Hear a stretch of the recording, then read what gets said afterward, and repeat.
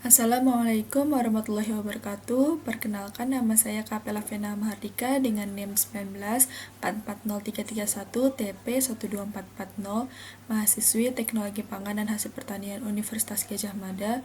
Pada kesempatan kali ini saya akan mempresentasikan review jurnal dengan topik protein dalam memenuhi tugas mata kuliah evaluasi gizi dalam pengolahan pangan. Pada kesempatan kali ini, saya akan mereview jurnal dengan judul Effects of Different Thawing Methods on Conformation and Oxidation of Myofibrillar Protein from Largemouth Bass.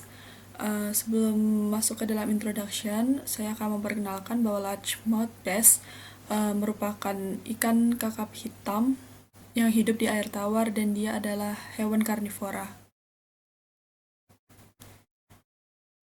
Introduction yang pertama itu, ikan biasanya langsung dibekukan setelah dipancing agar tercapai tujuannya untuk memperpanjang umur simpan dan mempertahankan kualitas aslinya sebisa mungkin dikarenakan alasan musim dan regional.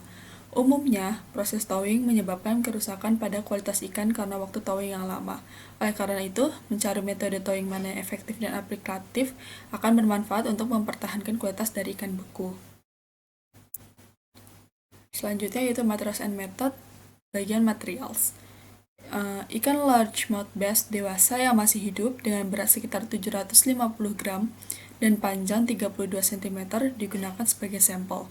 7 ikan dimasukkan ke dalam kantong polietilen dengan air dan dibawa ke laboratorium dengan waktu 30 menit dari tempat ikan diambil.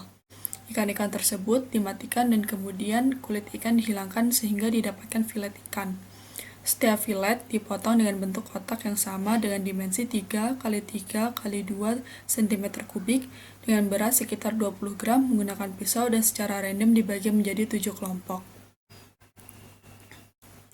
Selanjutnya yaitu materials and methods, bagian thawing methods atau metode thawing. Yang pertama yaitu conventional thawing atau bisa disingkat CT. Filet beku dikemas ke dalam kantong polietilen dan dimasukkan ke kulkas pada suhu 4 derajat Celcius. Proses thawing dihentikan ketika suhu mencapai 0 derajat Celcius. Waktu thawing yaitu 24 jam. Selanjutnya adalah microwave thawing atau dapat disingkat MT. Filet beku diletakkan di tray yang ada di microwave pada kondisi dengan daya 300 watt dan frekuensi 2450 MHz. Waktu thawing selama 2 menit. Selanjutnya itu vacuum combined with microwave thawing atau bisa disingkat MVT. Filet beku di thawing dengan kondisi yaitu daya 300 watt, frekuensi 2450 MHz dan suhu 10 derajat Celcius. Waktu thawing selama 4 menit. Masih berlanjut di metode thawing, yaitu selanjutnya adalah ultrasonic thawing atau bisa disingkat dengan UVT. Filet beku dimasukkan ke labu dengan 500 ml air terdeionisasi, lalu labu diletakkan di mesin. Untuk mempertahankan suhu pada 10 derajat Celcius dan penambahan es, frekuensi disetel pada 40 MHz dan daya diatur pada 200 watt. Waktu thawing yaitu 5 menit. Selanjutnya yaitu MNP NMT Combination Thawing atau bisa disingkat dengan MMT. Filet beku yang dikemas dalam kantung polietilen dimasukkan ke beker 250 ml dan ditenggelamkan utuh di 0,1 mg per ml larutan MNP, yaitu mengandung Fe3O4 10 hingga 30 nanometer. Waktu thawing selama 3 menit. Selanjutnya yaitu Far Infrared Thawing atau bisa disingkat FMT. Filet beku yang dikemas dalam kantong polietilen dimasukkan ke beker 250 ml, terdapat 0,1 mg per ml larutan MNP, dan beker diletakkan di peti tomografik.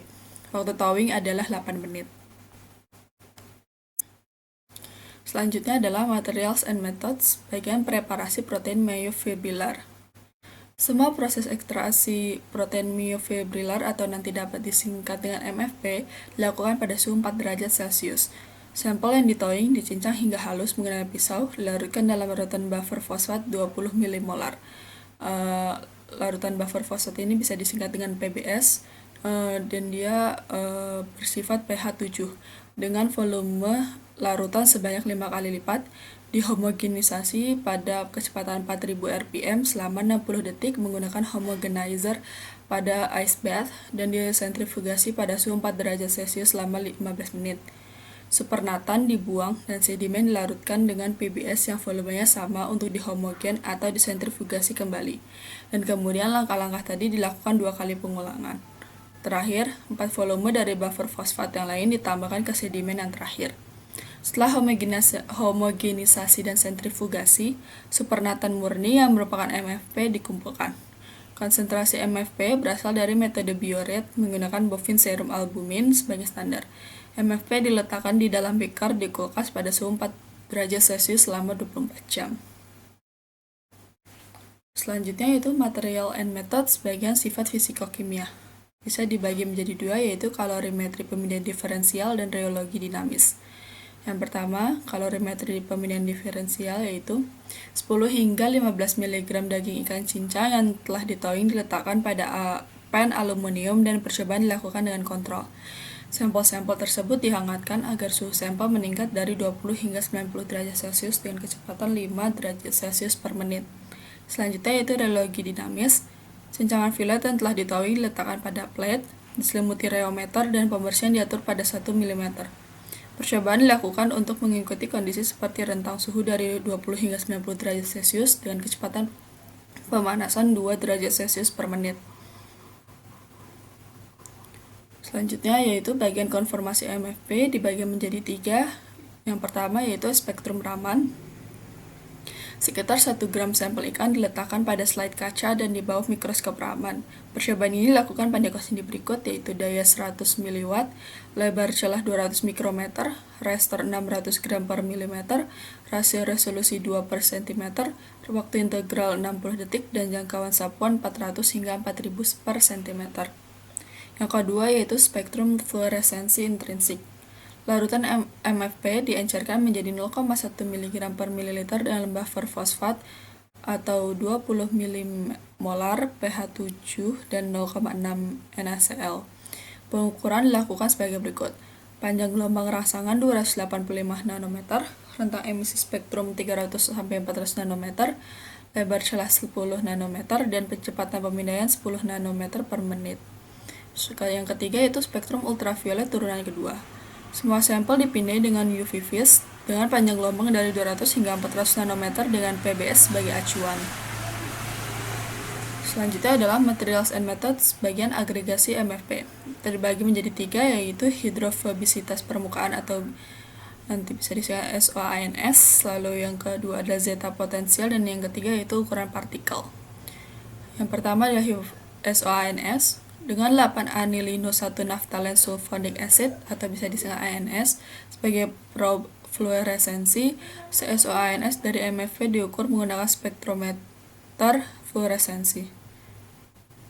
Yang kedua yaitu zeta potensial, 3 ml larutan MFP melewati 0,22 membran selulose asetat, di mana kondisi proses yaitu laser solid state dengan daya 35 mW dan panjang gelombang 660 nanometer pada 25 derajat Celcius. Yang ketiga yaitu ukuran partikel. Konsentrasi MFP disesuaikan sama dengan zeta potensial. Percobaan dilakukan pada sudut 90 derajat dan panjang gelombang 658 nanometer pada suhu ruangan, yaitu 25 derajat Celcius. Selanjutnya itu materials and methods bagian oksidasi MFP dibagi menjadi 4, yaitu kadar sulfhydryl total. Pengujian dilakukan pada panjang gelombang 412 nanometer dan diameter 0,5 cm. Lalu yang kedua kadar karbonil protein. Pengujian dilakukan pada panjang gelombang 370 nanometer dan diameter 0,5 cm.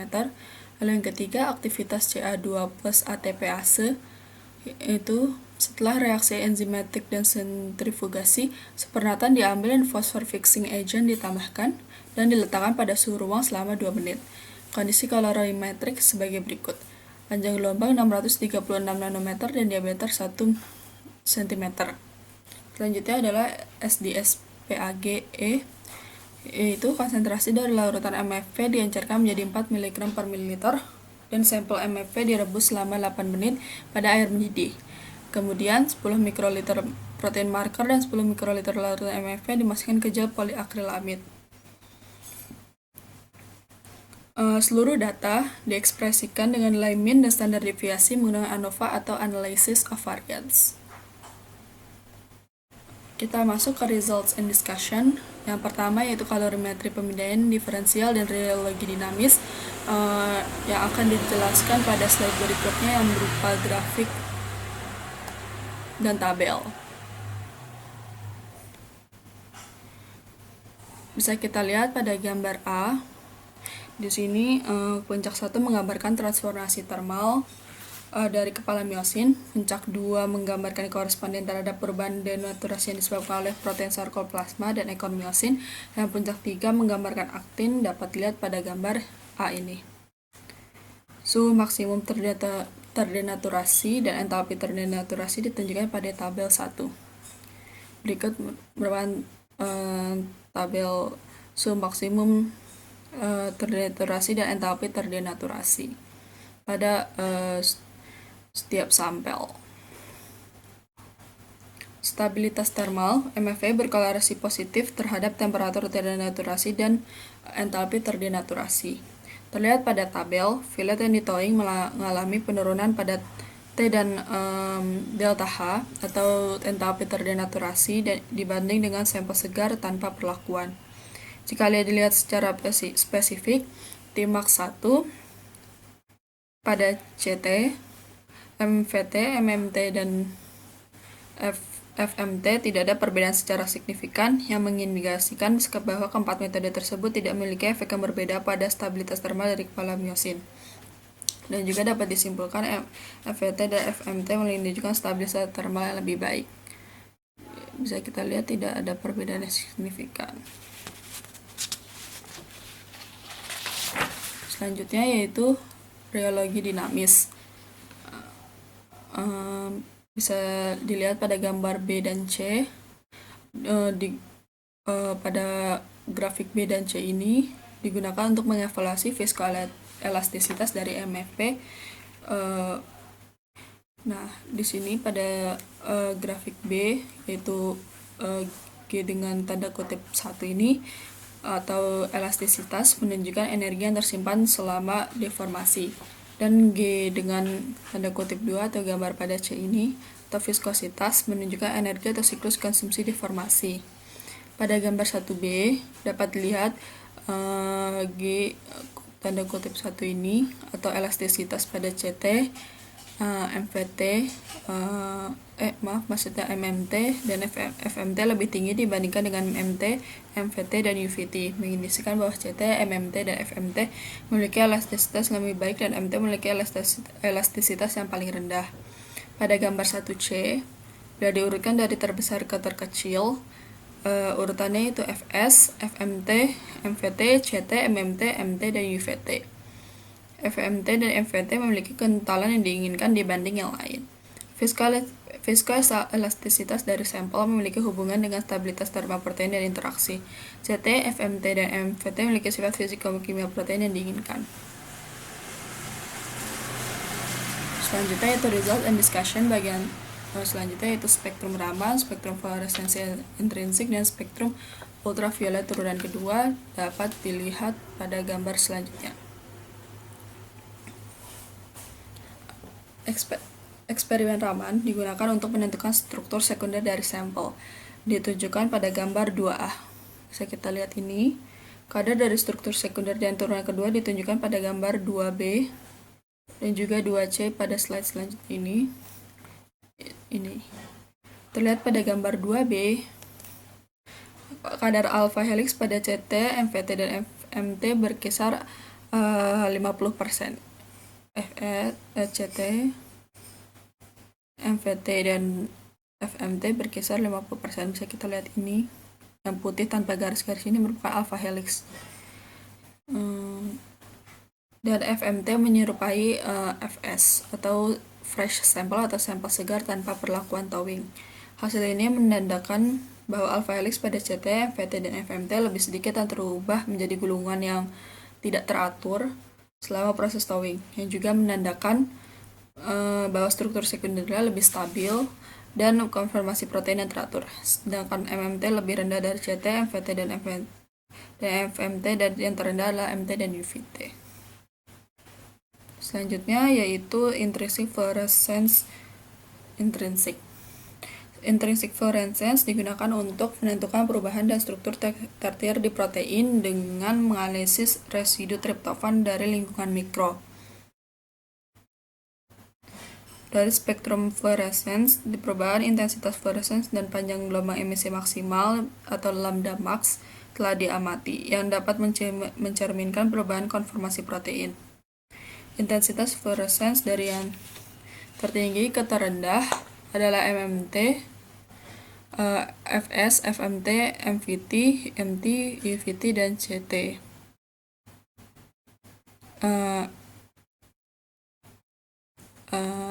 MMT, FMT, dan FVT memiliki intensitas fluorescence yang mirip dengan FS dan lebih tinggi dibanding metode towing lainnya. Bisa kita lihat pada gambar D ini merupakan spektrum fluoresensi intrinsiknya. Selanjutnya adalah spektrum ultraviolet turunan kedua. Ini bisa kita lihat pada gambar E seperti ini.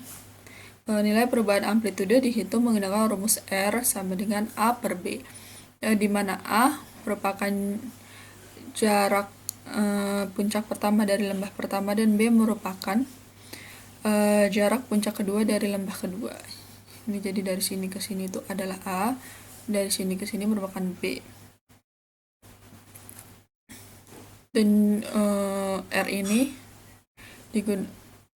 digunakan untuk mengestimasi protein yang tidak terlipat. Peningkatan nilai R mengindikasikan kepolaran dari solvent yang lebih tinggi. Dibandingkan dengan FS, nilai R dari sampel towing lebih tinggi, menandakan banyak residu asam amino terpapar ke lingkungan hidrofobik mengacu pada agregasi protein. Tidak ada perbedaan secara signifikan pada R value atau nilai R pada semua sampel towing, tapi FMT dan FMVT lebih mirip dengan FS. Hasilnya ini menandakan tidak ada perbedaan pengaruh pada struktur tertier protein di bawah perlakuan 6 towing yang berbeda, dan FMT dan MVT yang relatif rendah. Hal ini konsisten dengan spektrum fluorescence intrinsik. Selanjutnya itu results and discussion bagian hidrofobisitas, permukaan, zeta potensial, dan ukuran partikel. Berikut merupakan grafik yang menunjukkan pengaruh metode towing yang berbeda pada SOANS, zeta potensial, dan ukuran partikel dari MFP pada ikan kakap hitam atau largemouth bass. Yang pertama yaitu hidrofobisitas permukaan atau SOANS, itu menggambarkan perubahan kadar pada residu hidrofobik pada permukaan protein. Secara umum, meningkatnya SOANS menandakan unfolding protein atau protein yang tidak terlipat semakin meningkat, dan banyak residu asam amino hidrofobik terpapar ke permukaan protein. Dibandingkan dengan FS, peningkatan nilai SOANS pada semua sampel yang ditowing menggambarkan bahwa rantai samping asam amino teroksidasi pada saat proses towing, mengarah ke degenerasi dan agregasi protein. MVT dan FMT memiliki nilai SOANS yang rendah, menandakan bahwa keduanya memiliki kapasitas untuk mencegah paparan kelompok hidrofobik. Selanjutnya yaitu zeta potensial, dapat menggambarkan perubahan muatan listrik protein dan dianggap sebagai salah satu indikator yang efektif untuk mengevaluasi stabilitas larutan protein. FMT dapat mencegah agregasi dan menjaga stabilitas protein selama proses towing, yang berarti itu merupakan hal yang baik. Selanjutnya adalah ukuran partikel. Pengukuran ukuran diameter partikel pada larutan protein merupakan pendekatan yang terpercaya untuk mengevaluasi derajat agregasi protein. FMT dapat mengurangi agregasi protein dan memiliki stabilitas sistem protein, konsisten dengan SOANS dan zeta potensial tadi. Selanjutnya yaitu results and discussion bagian kadar TSH atau kadar sulfhydryl total, kadar PC atau kadar karbonil protein, dan aktivitas Ca2 plus ATPase dan SDS PAGE. Berikut merupakan grafik yang menggambarkan pengaruh perbedaan metode towing terhadap kadar sulfhidril total, kadar karbonil protein, dan Ca2 plus ATPase, aktivitas Ca2 plus ATPase pada protein myofibrilar atau bisa disebut MFP pada large mouth bass. Kadar sulfhidril ini dianggap sebagai sulfhidril dianggap sebagai salah satu kelompok fungsional yang paling reaktif di protein.